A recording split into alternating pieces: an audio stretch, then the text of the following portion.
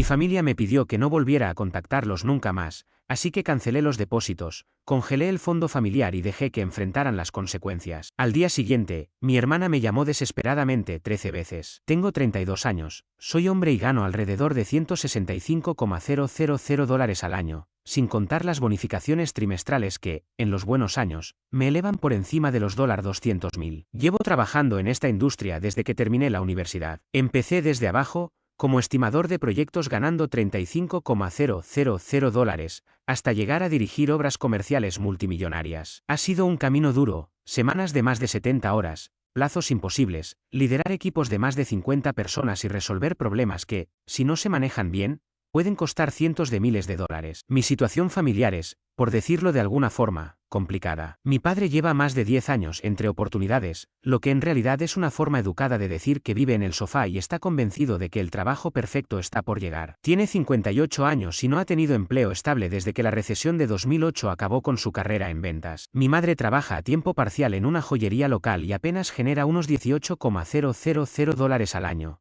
cuando se digna a ir regularmente. La tienda es de esas boutiques que venden accesorios absurdamente caros a señoras que creen que gastar $200 en una pulsera las vuelve sofisticadas. Mi hermana Natalia, de 29 años, está convencida de que será famosa en Instagram. Tiene 2,800 seguidores que la ven publicar fotos de tazas de café y bolsos falsificados que finge que son de diseñador. Nunca ha durado más de 8 meses en ningún empleo. Renunció a un puesto de recepcionista porque responder llamadas no era para ella. La despidieron de una tienda por llegar tarde constantemente, y abandonó su trabajo como anfitriona de restaurante porque un cliente fue grosero con ella. Cambia de pareja con frecuencia, casi siempre según la cantidad de dinero que tengan o el auto que conduzcan, y tiene la misma noción de finanzas que un niño suelto en una tienda de dulces con una tarjeta sin límite. Pero claro, es la niña de la casa, la princesa que, según mis padres, no puede hacer nada mal, así que no se le puede criticar ni pedir responsabilidad. Hace unos 6 años, cuando mi carrera empezó a despegar de verdad, cometí lo que ahora reconozco como un error monumental: ayudar económicamente a mi familia. Al principio parecía algo natural. Mi padre necesitaba arreglar la transmisión de su vieja camioneta. Eran $2,800 y lo pagué sin pensarlo. Las tarjetas de crédito de mi madre estaban al tope por sus compras compulsivas,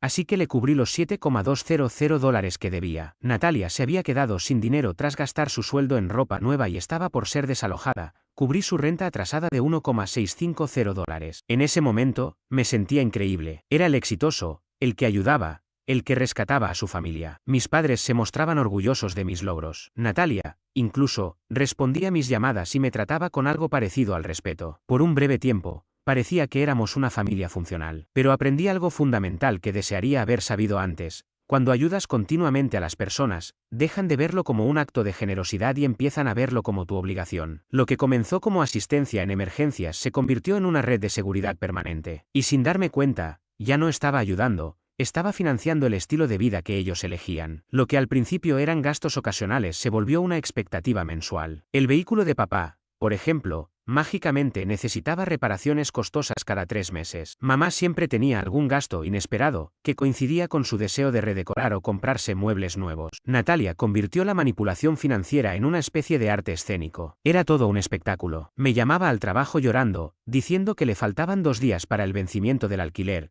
que no tenía dinero, que estaba por quedarse sin hogar, que era la última vez que pediría ayuda. Pintaba un drama de dormir en el coche, perderlo todo, tener que volver a vivir con nuestros padres en la humillación total. El nivel de manipulación emocional era quirúrgico. Y sin falta, 2 semanas después, aparecían sus historias en Instagram desde spas lujosos, restaurantes caros o escapadas de fin de semana con su novio del momento. La misma persona que estaba a punto de dormir en su coche subía fotos con cócteles de $15 y gafas de sol de diseñador, como si jamás hubiera tenido preocupaciones financieras. Pero el verdadero problema era el tío Ernesto, el hermano mayor de mi padre, quien se autonombró el experto financiero de la familia. Este hombre se creía una especie de Warren Buffett porque trabajó un tiempo en una oficina de impuestos allá por los años 90. Desde que el abuelo Fernando falleció hace 5 años, él ha sido el fideicomisario principal del patrimonio familiar, encargado de administrar unos $385,000 en inversiones, propiedades y activos construidos con el trabajo de toda una vida. Su filosofía de gestión consistía, al parecer, en tratar ese legado como su fondo de entretenimiento personal. Viajes de juego a Atlantic City,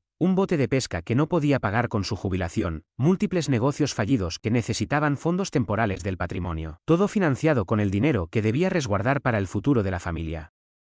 Y lo peor era que ninguno de ellos parecía sentirse agradecido. No había disculpas ni reconocimiento por los sacrificios que hacía, solo exigencias, como si yo fuera un cajero automático de alta gama que entregaba dinero cuando se introducía la combinación emocional correcta. Mi papel, al parecer, era resolver todos sus líos financieros mientras ellos seguían tomando decisiones irresponsables. Recuerdo perfectamente el momento en que comprendí hasta qué punto me había dejado atrapar. Fue en la cena de Acción de Gracias del año pasado. Me gasté casi $3,500 para organizarla en un restaurante elegante, todo porque mamá quería crear recuerdos memorables. Ahí estaba yo, viendo a Natalia fotografiar cada plato para subirlo a Instagram, incluida la botella de vino de $180 que yo pagué. Papá se quejaba de su camioneta, la misma que yo ayudé a financiar. Mamá hablaba de un viaje a México que, sabía, acabaría siendo mi responsabilidad. Y entonces, Natalia me miró directamente, con una expresión indiferente, y soltó: Samuel, tienes mucha suerte de no tener problemas reales. Debe ser maravilloso ganar tanto dinero en construcción y no tener que preocuparte por nada. ¿Suerte? Como si mi éxito hubiera caído del cielo. Como si no hubiese pasado 15 años trabajando jornadas agotadoras, cumpliendo plazos imposibles, lidiando con insomnio y ansiedad por el estrés, actualizándome constantemente en nuevas tecnologías y estrategias de gestión,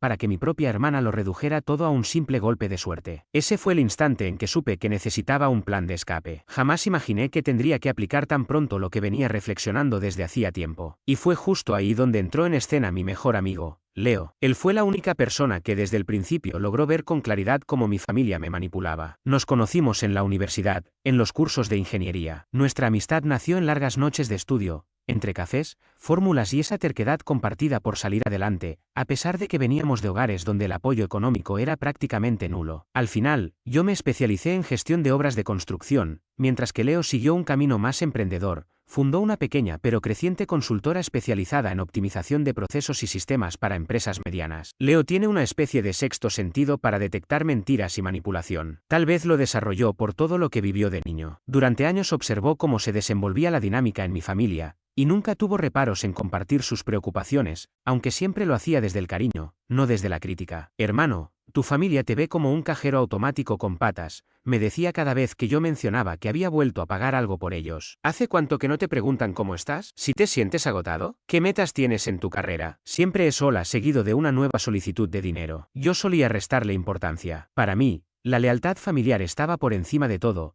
y creía firmemente que apoyarlos era lo correcto. Pero Leo llevaba un registro detallado de todo. Literalmente, había anotado cada vez que mencioné haberles dado dinero. Y un día, sin previo aviso, me mostró los resultados en una hoja de cálculo con exactitud milimétrica, más de $78,000 entregados en solo 3 años. 78.000. Piénsalo un segundo, más de lo que mucha gente gana en todo un año. Y yo simplemente se los había transferido a personas que no solo no lo agradecían, sino que actuaban como si fuera mi obligación natural. Te están exprimiendo, me advirtió Leo durante nuestra última charla seria sobre el tema. Y lo peor es que ni siquiera te respetan. Ya no eres su hijo ni su hermano. Eres su patrocinador, el salvavidas económico. Te han reducido a una billetera con voz. Leo tiene una franqueza brutal, que aunque duele, es tremendamente útil. También tiene una capacidad para resolver problemas de forma creativa que terminaría siendo clave en todo lo que ocurrió después. Él sí había crecido en la pobreza real, no como el mal momento temporal que mi padre, Raúl, solía mencionar, sino en la miseria de verdad. Madre soltera,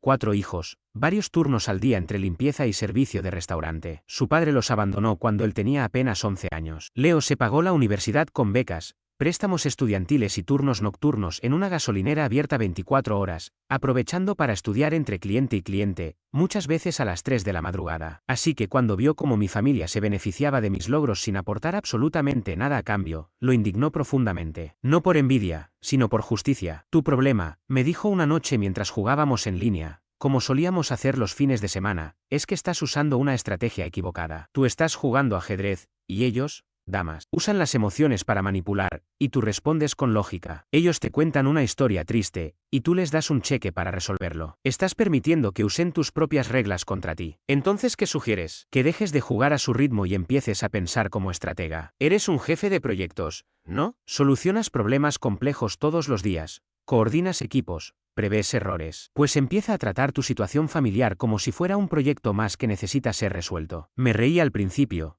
pensando que exageraba. Pero esa conversación plantó una semilla. La idea de aplicar a mi familia el mismo enfoque analítico que usaba en el trabajo era tan lógica como aterradora. Y 2 semanas más tarde, todo se derrumbó por un simple mensaje de texto. Un mensaje que cambiaría el rumbo de mi vida. Fue el 22 de marzo, a las 4:12 de la tarde. Lo recuerdo con exactitud porque en ese momento revisaba unos planos arquitectónicos para un proyecto comercial importante. Y de pronto, mi teléfono vibró con una notificación grupal que, sin saberlo, cerraría para siempre mi vínculo con ellos. El mensaje venía del teléfono de mi madre, Claudia. Hemos hablado entre todos y creemos que es momento de que tomes distancia del manejo financiero familiar. Podemos encargarnos nosotros. Por favor, no nos contactes por un tiempo. Necesitamos espacio para resolver las cosas sin interferencias externas. Me quedé mirando esa pantalla sin saber cómo reaccionar. Lo leí una y otra vez, esperando que fuera un error o que tal vez se lo hubiera mandado por equivocación a la persona equivocada. Pero unos minutos después, Natalia respondió con una cadena de emojis celebratorios. Y mi padre, Raúl, le dio me gusta al mensaje como si acabaran de anunciar algo maravilloso. Me habían despedido. Así,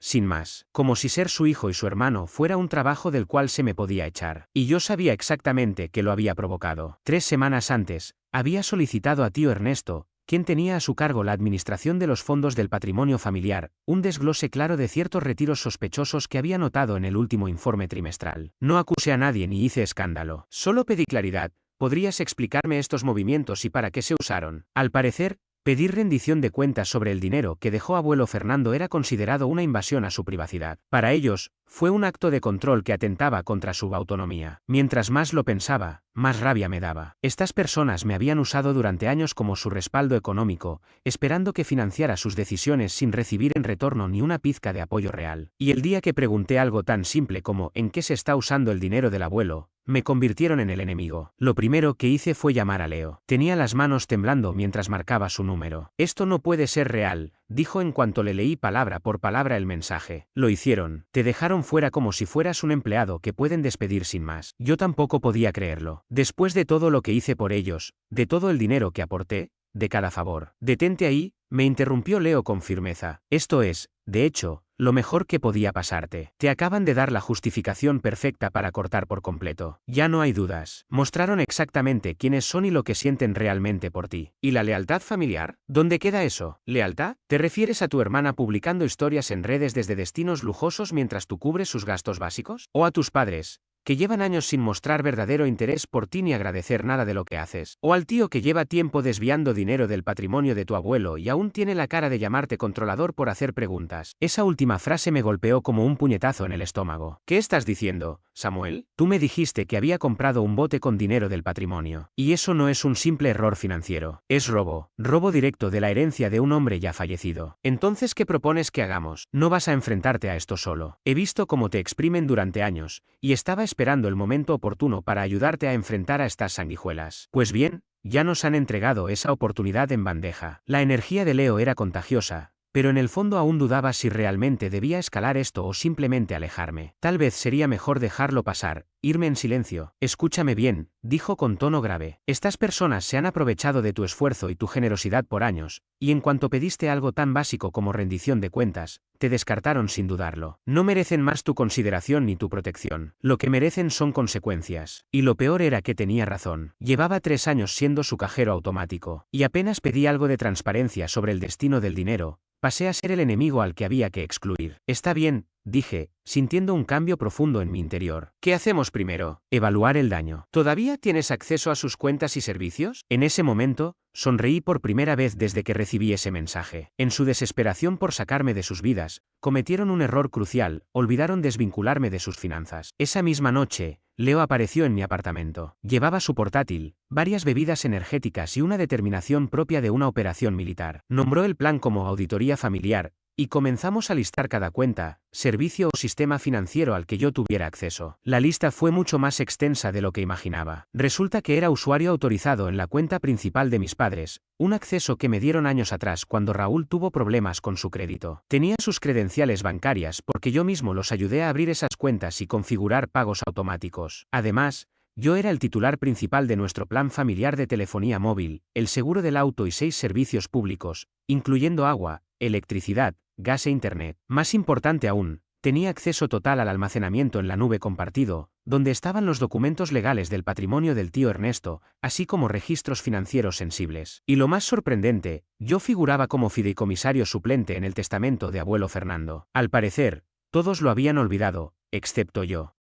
Esto es una joya, comentó Leo, observando los estados de cuenta. Es peor de lo que pensaba. En los últimos 6 meses, el tío Ernesto había retirado más de $30.000 del patrimonio para gastos personales. Raúl había sobregirado la cuenta familiar 11 veces, acumulando cientos en comisiones. Claudia, por su parte, había acumulado más de $13.500 en deudas con compras en canales de televisión. Pero lo que me dejó helado fue lo de Natalia. Ella había estado usando una tarjeta de crédito conectada a mi línea principal. Cargos en tiendas de lujo, restaurantes, spas y productos exclusivos. Todo sin mi permiso. Samuel, literalmente te ha estado robando durante meses, dijo Leo, repasando los movimientos. Mira esto, $750 en Louis Vuitton, $1,100 en una boutique del centro, $420 en un solo brunch, $280 en masajes, vive como una reina, pero con tu dinero. Sin embargo, lo más contundente fue la evidencia de la mala gestión financiera del tío Ernesto. Leo cotejó los documentos legales del fideicomiso con el historial de transacciones, construyendo un caso sólido de fraude. Esto no es simple descuido, es malversación, fraude y violación de deber fiduciario, aseguró mostrándome la pantalla. Usó dinero del patrimonio para el anticipo de ese bote, pagó su hipoteca con los fondos,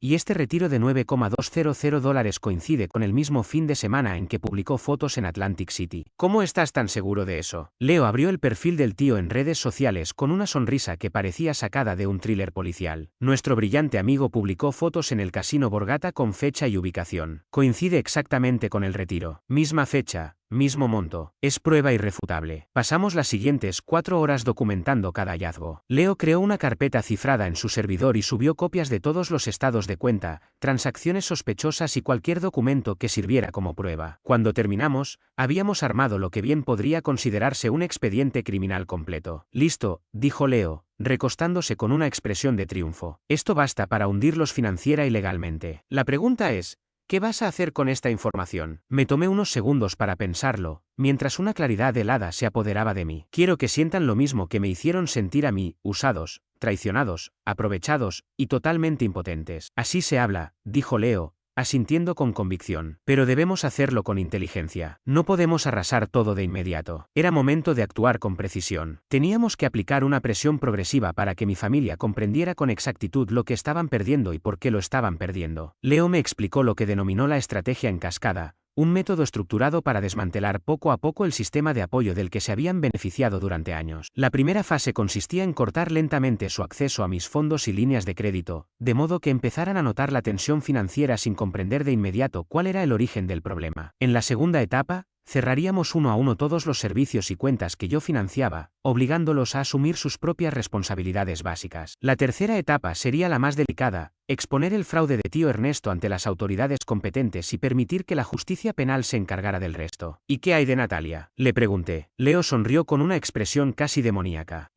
Tengo planes muy específicos para tu querida hermana, dijo, con un tono cargado de intención. Ha construido una vida entera de apariencias usando tu dinero, mientras te trata como si fueras basura. Ya es hora de que experimente lo que significa vivir en el mundo real. Decidimos comenzar con movimientos pequeños pero estratégicos, que se acumularan con el tiempo. La primera jugada fue llamar a mi compañía telefónica y eliminar a toda mi familia de mi plan celular. No hubo advertencias, ni explicaciones, ni oportunidad para que hicieran arreglos alternativos. Simplemente, sus teléfonos dejaron de funcionar en medio de cualquier conversación que estuvieran teniendo. En menos de 3 horas, tenía en mi bandeja de entrada más de 20 llamadas perdidas y 40 mensajes de texto de diferentes familiares, todos tratando desesperadamente de entender por qué sus celulares se habían apagado de repente. Algunos estaban confundidos, te olvidaste de pagar el plan. Otros eran más exigentes, soluciona esto ahora mismo, y los más desesperados, necesito el teléfono para el trabajo, Samuel, por favor. No respondía ninguno. El siguiente paso fue desvincularme como usuario autorizado en todas las cuentas de servicios, electricidad,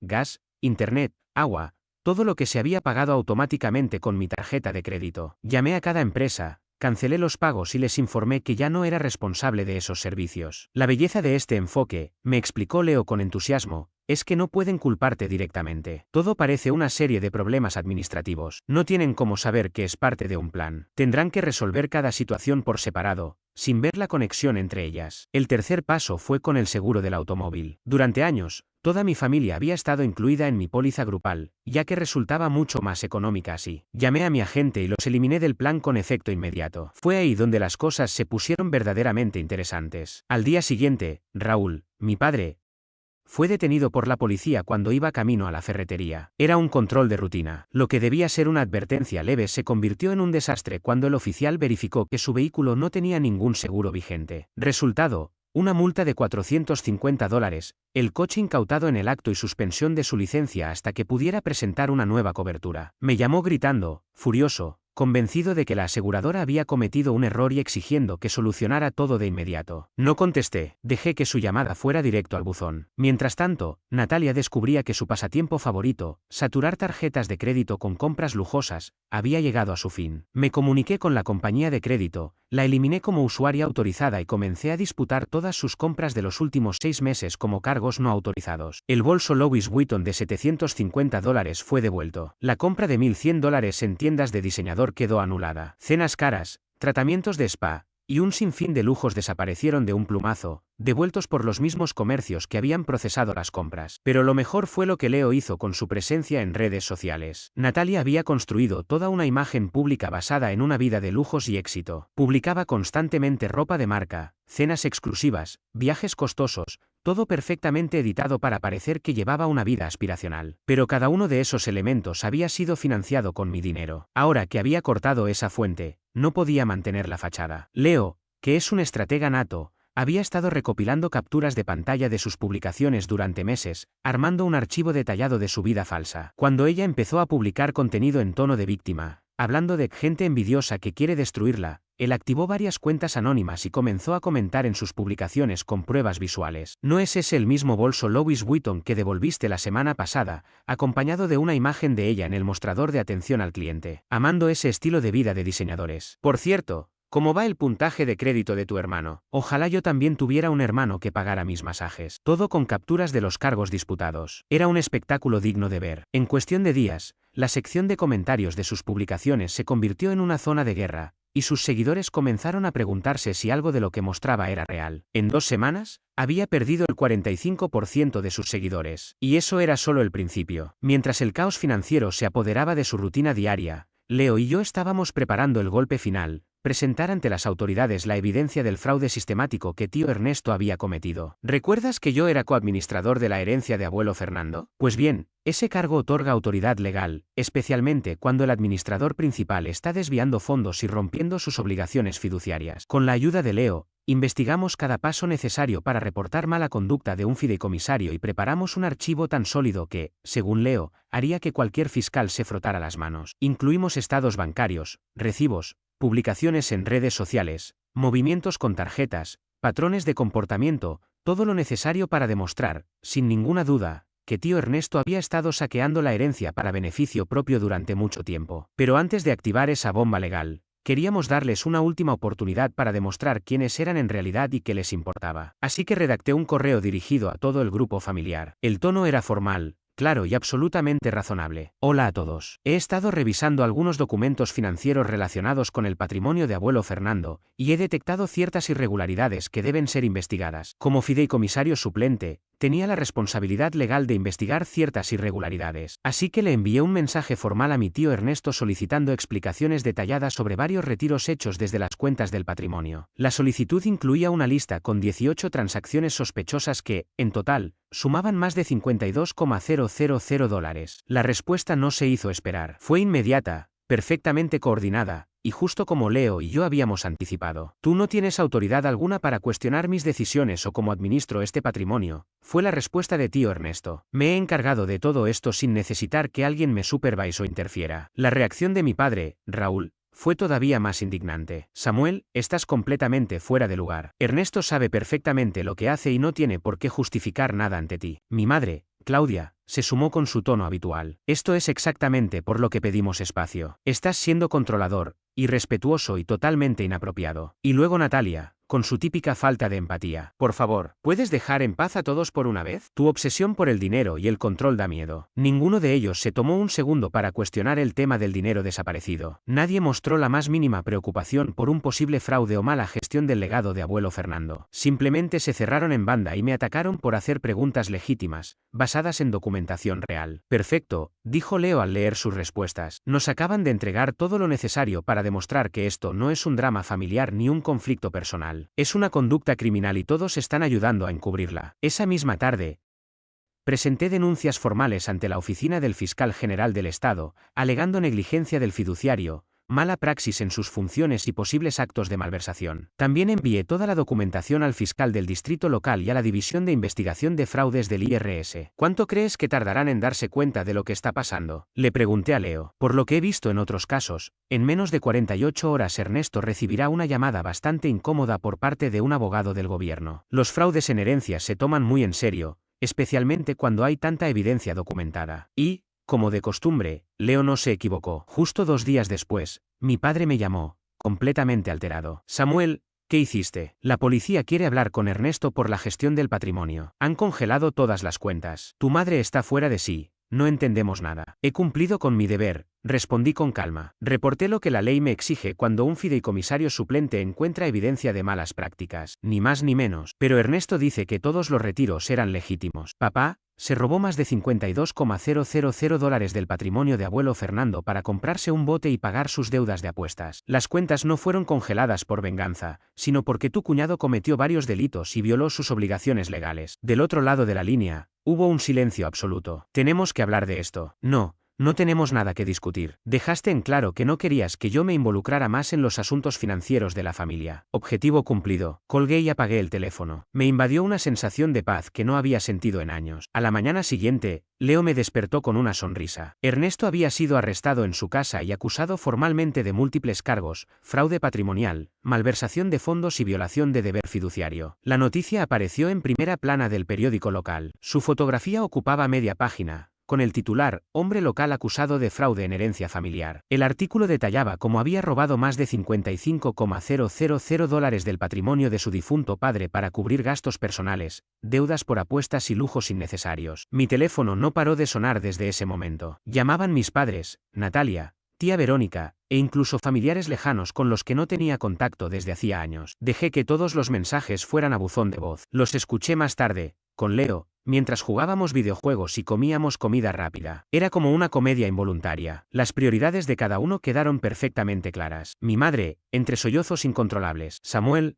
por favor, llámame. Los abogados dicen que Ernesto podría ir a prisión. Todas las cuentas están congeladas y no tenemos cómo pagar una defensa legal. Necesitamos tu ayuda urgente para arreglar esto. Mi padre, con un tono derrotado. Hijo, sabemos que no manejamos esto de la mejor manera, pero seguimos siendo familia. Ernesto cometió errores, sí, pero no merece acabar en la cárcel. ¿No podrías retirar los cargos y resolver esto entre nosotros? Natalia, desesperada. Esto es una locura total. Ernesto no es un criminal. Solo cometió errores con el dinero. Además, me quitaron mis cosas, arruinaron mi crédito y no puedo ni comprar comida. Arregla este desastre. Y la más reveladora fue tía Verónica, esposa de Ernesto. Samuel, no sé qué crees que estás logrando, pero estás destruyendo esta familia. Rick es, en el fondo, un buen hombre que se equivocó. Si tuvieras un poco de decencia o lealtad familiar, estarías ayudándonos, no atacándonos cuando más lo necesitamos. Leo y yo nos reímos con incredulidad mientras escuchábamos todo eso. Ninguno asumía responsabilidad alguna. Nadie se disculpaba por cómo me trataron ni por haberme utilizado durante años. Siguen sin entender lo que está ocurriendo, comentó Leo, divertido. No les molesta lo que le hicieron a tu abuelo o a ti. Les molesta que, por fin, eso tenga consecuencias. ¿Crees que deba responderles? Todavía no. Déjalos un tiempo más. Necesitan darse cuenta, de verdad, de que esa vida que llevaban gracias a ti se terminó. Solo así podrán cambiar en serio. Y tenía razón. Con el paso de las semanas, la magnitud de su dependencia económica hacia mí quedó completamente al descubierto. Sin mi respaldo financiero, todo su sistema se vino abajo de forma estrepitosa. El camión de papá fue embargado porque ya no podía pagar las cuotas mensuales. Mi madre tuvo que cancelar el viaje a México que ya tenían planeado y comenzar a trabajar turnos extra en la joyería solo para poder cubrir los gastos básicos. Natalia, por su parte, Terminó regresando a vivir con mis padres porque no podía costear el alquiler ni cubrir lo mínimo para subsistir. Sus aspiraciones de convertirse en influencer en redes sociales se vinieron abajo cuando los agentes de embargo le retiraron todas sus supuestas marcas de diseñador. Fue entonces cuando me enteré de que, durante los últimos 2 años, yo había estado firmando como aval del contrato de arrendamiento de la casa donde vivían. Al desvincularme legalmente del contrato, el propietario revisó los ingresos reales del grupo familiar y determinó que no cumplían con los requisitos para seguir habitando la propiedad. Les dieron 30 días para abandonar el lugar. Pero el mayor problema era otro: los costos legales que se acumulaban con rapidez. Tío Ernesto enfrentaba cargos por fraude y necesitaba urgentemente a un abogado penalista especializado en delitos de cuello blanco. Ese tipo de defensa no es precisamente barata. Las estimaciones iniciales rondaban los $35.000. Con sus finanzas completamente destrozadas, no tenían ninguna posibilidad de afrontar ese gasto por cuenta propia. Fue entonces cuando mi padre, Raúl, finalmente dejó de lado el poco orgullo que le quedaba y vino a buscarme en persona para hablar. Era sábado por la tarde y me encontraba trabajando desde casa. El timbre sonó. Al revisar las cámaras de seguridad, vi a mi padre en la puerta. Parecía haber envejecido 15 años en el último mes. Llevaba puesta una camisa arrugada, el cabello en completo desorden y una expresión que gritaba derrota. Muy lejos del hombre que años atrás me sermoneaba sobre el deber familiar y saber cuál era mi lugar. Decidí dejarlo esperando allí durante 10 minutos, observando desde el monitor cómo se movía con nerviosismo, ensayando una y otra vez lo que probablemente era su discurso. Finalmente abrí la puerta. «Samuel», dijo con voz apenas audible, «por favor, necesitamos hablar». «¿Hablar de qué exactamente? ¿Sobre Ernesto? ¿Sobre cómo se vino abajo todo lo de la familia? ¿O sobre lo equivocados que estuvieron todo este tiempo?» Lo dejé pasar a la sala, pero no le ofrecí asiento ni nada de tomar. Se quedó de pie, incómodo, mirando mi sala bien decorada, los dispositivos electrónicos de alta gama, mi vida claramente estable, todo lo que había logrado construir desde que dejé de mantener económicamente a otros adultos. «La verdad es que arruinamos todo», dijo con un temblor en la voz. «Te fallamos durante años, abusamos de tu generosidad y cuando intentaste ponernos límites, te excluimos como si no valieras nada. Lo sabemos, y aunque no lo merecemos, venimos a pedirte perdón. Un perdón sincero». «¿Qué tan desesperados están?». Vi cómo sus hombros caían por completo ante la pregunta. Su voz,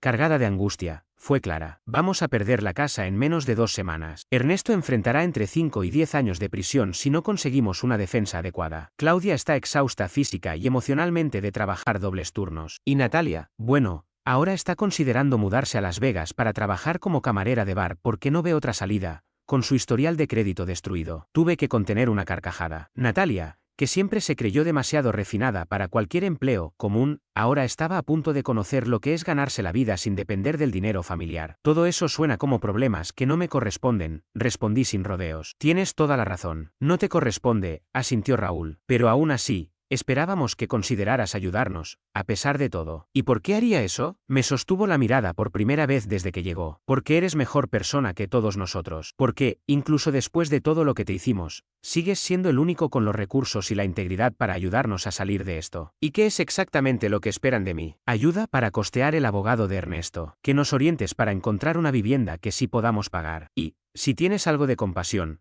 que nos permitas volver a formar parte de tu vida». Fingí reflexionar por unos segundos, lo justo para que la esperanza se le asomara en los ojos. «No», dije con firmeza, «ustedes no pueden pasar 3 años tratándome como un cajero automático con patas, eliminarme de sus vidas cuando empiezo a exigirles responsabilidades, y luego volver rogando ayuda cuando todo se desmorona. Así no funcionan las cosas». «Pero nos disculpamos, estamos sinceramente arrepentidos». «Se disculpan ahora porque están desesperados, no porque realmente comprendan lo que me hicieron. Si Ernesto no estuviera enfrentando cargos, si no hubieran perdido el control de sus finanzas, si todavía pudieran mantener su estilo de vida sin mí, ¿estarías aquí pidiéndome perdón? ¿O seguiría siendo el problemático que incomoda con sus preguntas?». No respondió. Sabíamos la respuesta. «Esto es lo que va a pasar», continué con tono definitivo. «Ernesto va a declararse culpable y pasará un buen tiempo en prisión, porque es un ladrón que estafó al patrimonio de su propio padre fallecido. Tú y mamá se mudarán a una vivienda que puedan pagar con sus ingresos reales. Natalia buscará un empleo de verdad y aprenderá cómo funciona la vida sin el respaldo económico familiar. Y ustedes vivirán las consecuencias de haberme tratado como un estorbo durante años. ¿Y tú qué harás?». «Yo seguiré con mi vida, rodeado de personas que me valoran como ser humano, no como una fuente de dinero. Empezando por Leo, que ha sido más hermano para mí que cualquiera de ustedes». Justo en ese momento, como si lo hubiéramos ensayado, Leo entró a la casa con comida para nuestra sesión de videojuegos. «Vaya, qué sorpresa, señor Herrera», saludó Leo con sarcasmo evidente. ¿Cómo va el tema de la quiebra familiar? El rostro de mi padre se tornó rojo de vergüenza y rabia. No dijo nada, solo dio media vuelta y se fue, probablemente para no volver nunca más.